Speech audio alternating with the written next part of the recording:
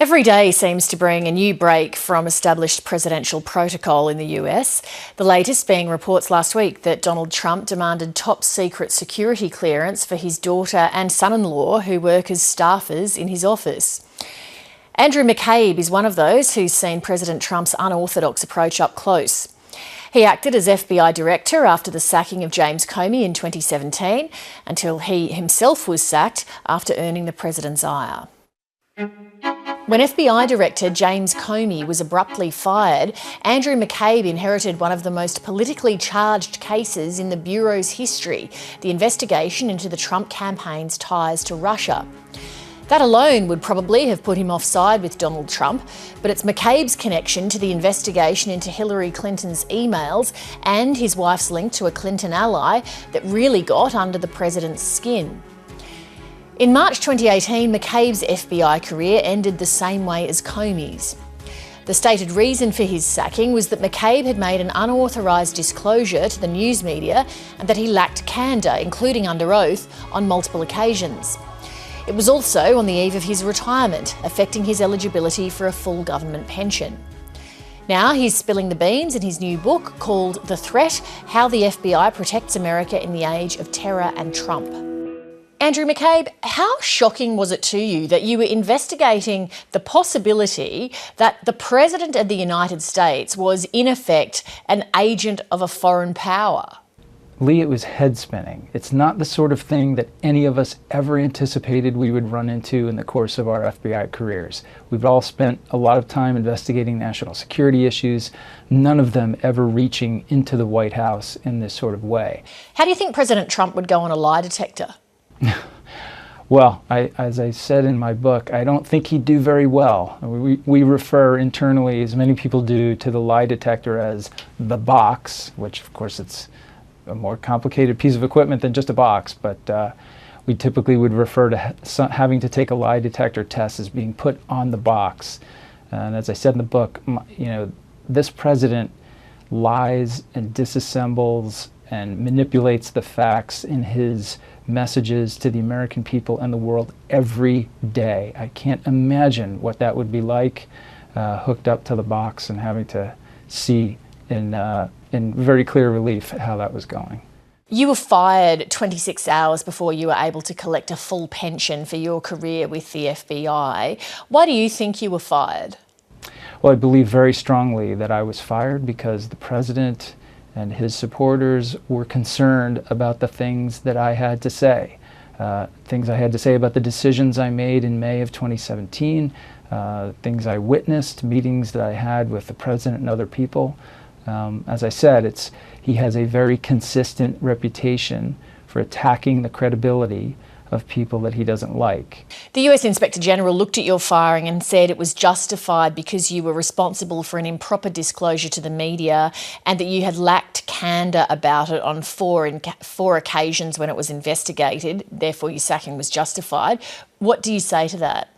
Well, Lee, as I'm sure you would guess, I have very, very strong objections to all of the conclusions in that report. I've spent 21 years in the FBI, a 21-year unblemished record in the FBI until the point at which the President of the United States began to attack me personally. And I can say that over the course of those 21 years, I have written and read hundreds, probably thousands of investigative reports. The investigative report produced by the Inspector General about me was unlike anything I've ever seen. It is a piece of advocacy that was clearly designed to reach a conclusion, a particular conclusion, likely the one that the president was requesting, and that's how I see the report. You were involved in a conversation about the ways that a president could be removed from office. What was the context of that, and did it reach the level of an attempted coup, as some of President Trump's allies have suggested? I can tell you, Lee, that the way that topic came up in a conversation was our Deputy Attorney General, Rod Rosenstein, mentioned it to me in the course of a very wide-ranging conversation that we were having about the situation in front of us, which was that the president had fired the director of the FBI, and we were both very concerned about why he had done that, what his motivation was, and how we might need to potentially collect evidence of that motivation. So in the course of that incredibly strange and stressful conversation, Rod mentioned briefly this concept of the 25th Amendment, and that he essentially thought about who might support such an effort and who might not. One of the latest revelations is that President Trump demanded top secret security clearances for his daughter and son-in-law, despite advice to the contrary from top officials. What are your concerns about that as a former senior intelligence official? Well, it's very concerning to me, Lee, and I must make clear that I'm aware of the situation only from those articles I've read in the media, as I'm sure you and your viewers have as well. But if what some of those articles allege is true, and people in the intelligence community in this country should be very concerned. Classification, top secret classification, and access to top secret materials is something that's given only after a very thorough and careful and complete review of an individual's fitness to have that sort of clearance.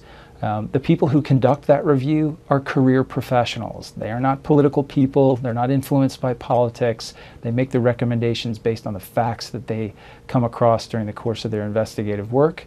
I am not familiar with a single instance of those recommendations being tossed aside in the past, as has been alleged here. So it's very concerning to me. I also think that it sends a horrible message to people in the intelligence community that the clearances that they earned and maintained by virtue of their exemplary service to the country and the way they live their lives are being handed out to people who may not qualify for those same clearances. Andrew McCabe, thanks for your time. Thanks, Lee. Appreciate it. And a footnote to that interview, the US Deputy Attorney General Rod Rosenstein has repeatedly rejected Andrew McCabe's claim that he raised the possibility of President Trump's removal.